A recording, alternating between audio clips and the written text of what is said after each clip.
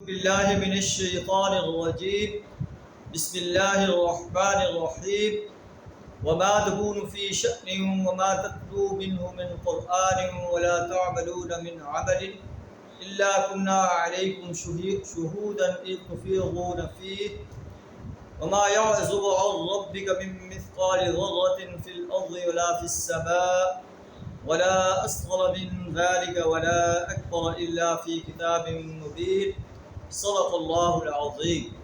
سورہ یونس آیت نمبر 61 آپ کے سامنے تلاوت کی ہے۔ اس کا ترجمہ کچھ اس طرح ہے کہ وما تکون فی شأن، اے نبی صلی اللہ علیہ وسلم تم جس حال میں بھی ہوتے ہو، وما تتلو منہ من قرآن،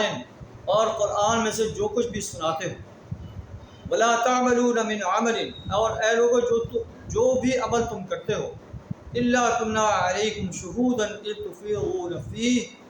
ہم اس پر شاہد ہوتے ہیں جب تم ان اعمال کو کر رہے ہوتے ہو۔ یعنی انسان جو بھی عمل کرتا ہے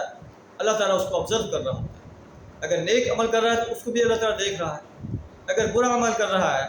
تو اس کو بھی اللہ تعالیٰ دیکھ رہا ہے۔ اگر انسان کے دل کے اندر اس بات کا پختہ یقین ہو جائے کہ میری ہر حرکت کو، ہر عمل کو اللہ آبزرو کر رہا ہے، تو وہ کبھی گناہ نہیں کر سکتا، کیونکہ جیسے ہی اس کے دل میں گناہ کرنے کا خیال آئے گا،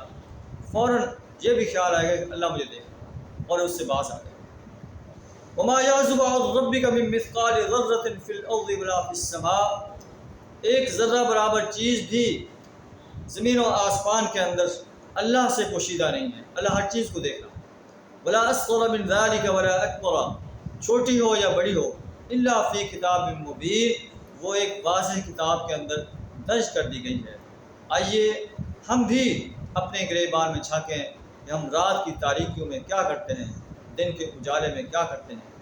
اور اس بات کا پختہ یقین رکھیں اللہ ہماری تمام حرکات کو دیکھ رہا ہے، انہیں آبزرو کر رہا ہے،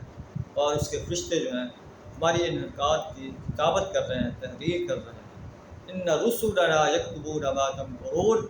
ہمارے فرشتے اس سب چیز کی تحریر کر رہے ہیں جو تم چال بازیاں کر رہے ہو۔ اللہ سے دعا کریں ہمیں ایمان، عمل صالح، دعوت دین اور صبر کرنے کی تلقین کرنے کی توفیق عطا فرمائے۔ قرآن جو نظام دیتا ہے اس نظام کو اس سرزمین پر قائم کرنے کے لیے اپنا مال، جان، وقت اور صلاحیت کھپا دینے کی توفیق عطا فرمائے۔ وآخر دعوانا الحمدللہ۔